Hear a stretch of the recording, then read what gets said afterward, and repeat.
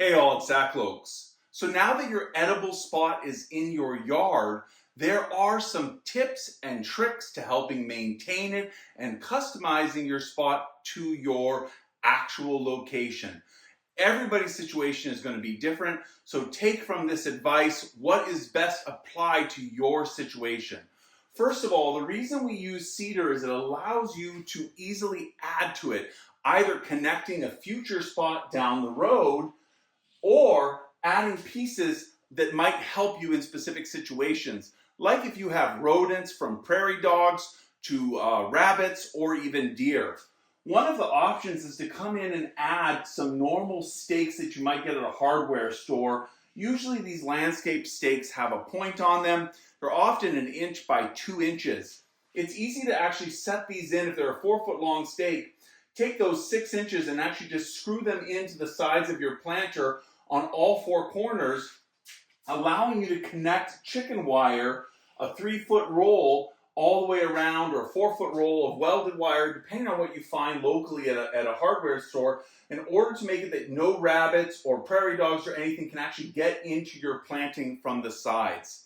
If they come in and eat something like your violets or your rhubarb or anything like that down to the base, these will often recover. But basically, the leaves of your plants, think of them as giant solar panels. So the more they are available to photosynthesize, the larger your plants and more productive they will be over time.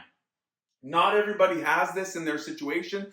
Not everyone will need this. You know your yard best, so if you need it, it's well worth a little investment to help this planting grow and prosper. Remembering that down the road, this is going to yield a whole bunch of fruit, as well as long-term yields of asparagus and rhubarb, and spring greens like violets, as well as tea from your giant hyssop.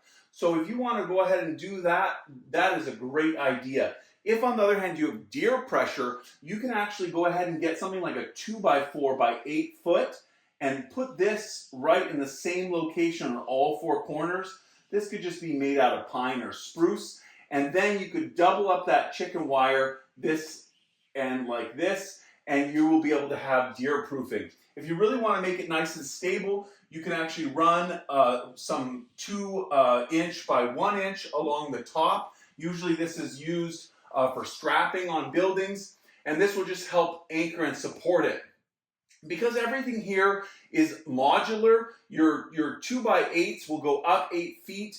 They'll be 4 feet wide. You can cut a 1x2 or a 1x3 strapping in half, and that gives you a 4-foot top. So the above ground aerial view will be that you have your planter here, then you have these coming up like this, and then you actually connect them along the top like that, and then you can install your chicken wire all the way along like this. It will probably be 2 runs like this, and all the way along the side like that and like that, protecting your fruit tree that's in the middle.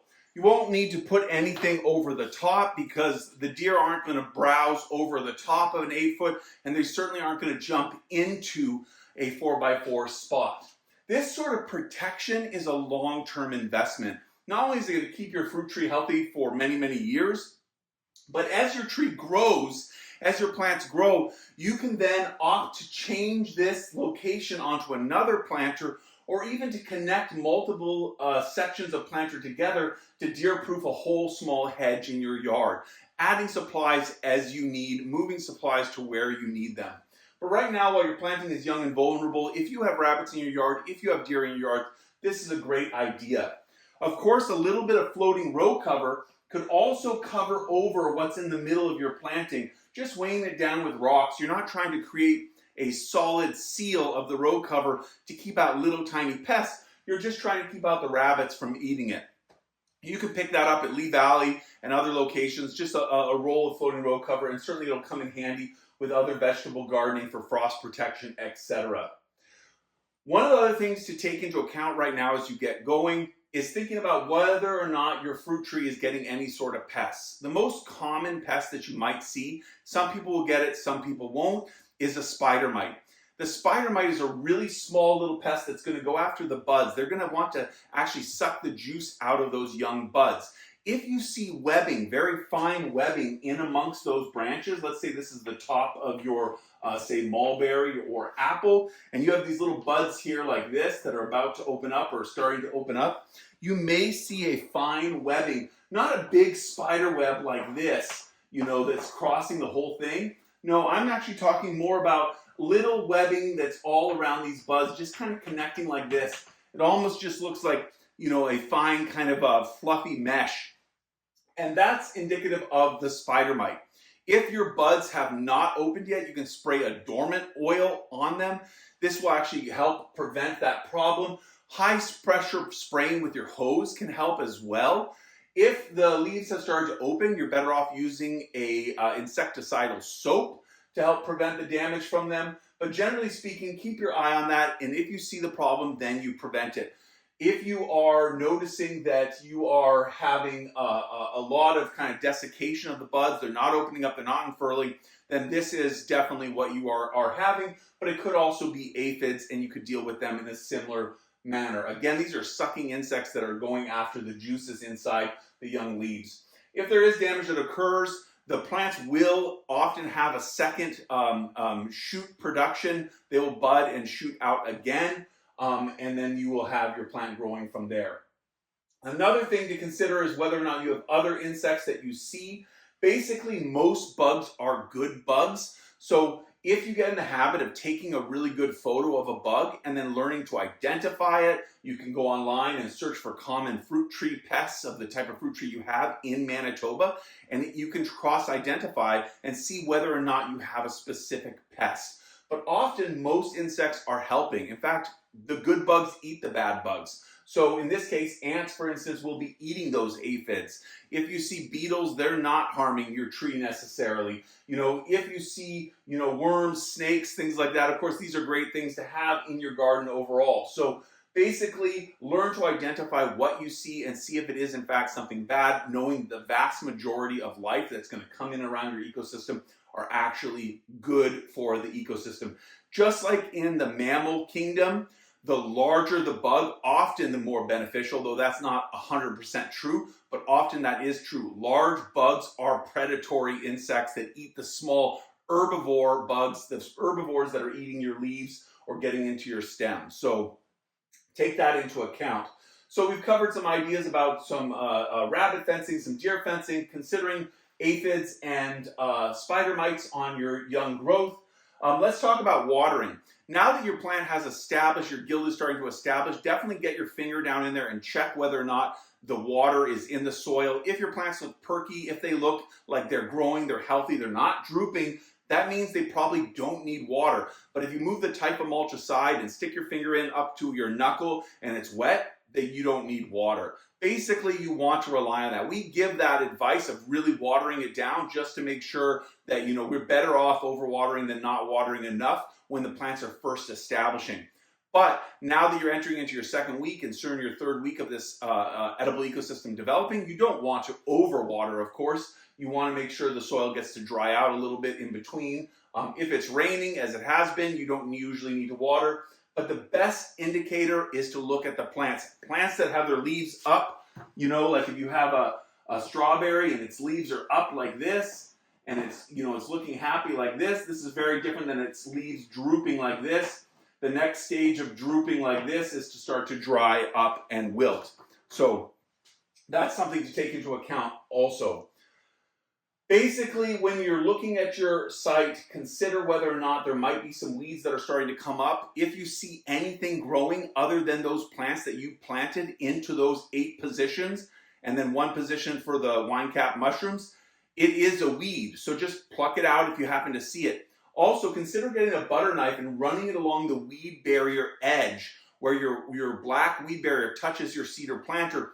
If any soil or seed got in there, it's going to want to germinate. So just clearing that out with a butter knife right now is a good idea. And then as the grass grows in around your planter, you can use a weed eater with the plastic ends to go and manage around it. If you use a metal end, it's going to damage it. But you can also let it grow a little bit there, especially allowing the clover to establish, the white clover around the edge, by keeping it in water and allowing it to grow around the edge of your planter. Another really important thing to keep in mind is the settling of your soil. Now, when I did my site visits, I went around to every site two and a half times, meaning that some sites I even got to 3 times. So one of the things I did see is that a lot of times the hole was a little bit bigger than I would have expected, and so that I'm taking that into account as feedback for how we can better help people get their sites prepared, because of course we're not there doing all the work. We want to foster stewardship within the community so people know how to do things really, really well.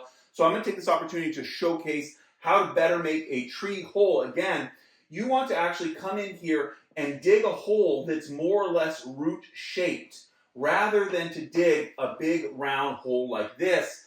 This obviously will encompass the roots, but if you look at it from the top down, like let's imagine this is your planter. If I set my tree onto that soil before I actually put my fresh soil in above the cardboard, and I saw my roots were kind of like this more or less, this is their shape, then I would actually be cutting a hole that is more or less the shape of the roots. Often the way I do this is I pull the deepest root into the hole like this, and I dig that hole around that deepest root at that level, and then I come and I see these other roots that are coming along like this. Here's the tree here, I'm doing a profile now, and these roots like this, I will dig just a few inches deep for some of these lateral roots at the height that they come out. So you end up with a hole that's, more or less kind of, looking more or less like a T, for instance, or an asterisk when you see it from above. And one of the reasons this is important is to make sure that each root goes the distance it can go, the depth it can go, allowing those roots to come in. And I'll dig those trenches for each individual root, and I'll sort of bury it. Then I'll dig the next one and bury it so that I don't get lost in the design. I'm just making it, and I don't overthink this. I really just have someone hold the tree. I dig a really deep hole that's maybe 2 inches, 3 inches wide. That's it for that deepest root to go down. Then someone else holds that tree, and I just start to pull the lateral roots out. I mark the soil where they want to go. I just shift them aside. I dig a little 2-inch deep trench the length of that root. I bury it in, and I keep going around. And then once I've done that, I actually go in and I put the cardboard all around it. I might use newspaper really tight against it. I fill the whole thing with the 4 inches of fresh soil. And then I'll pull the tree up to make sure it pulls up into that fresh soil. And that's important too, because you may have planted it a little bit too deep. Generally speaking, the depth of the trees that I saw were pretty good. But I did see a lot of this. And the issue with this is not just that we haven't made a root-shaped hole, meaning that it's possible for the roots to get pressed down. They can actually end up, when you fill it, just kind of all falling down like this. And that's not the same as having them growing like this, right? But the other issue is that you've also disturbed a lot of soil. A lot of times, too, people are taking the grass out instead of just turning it under.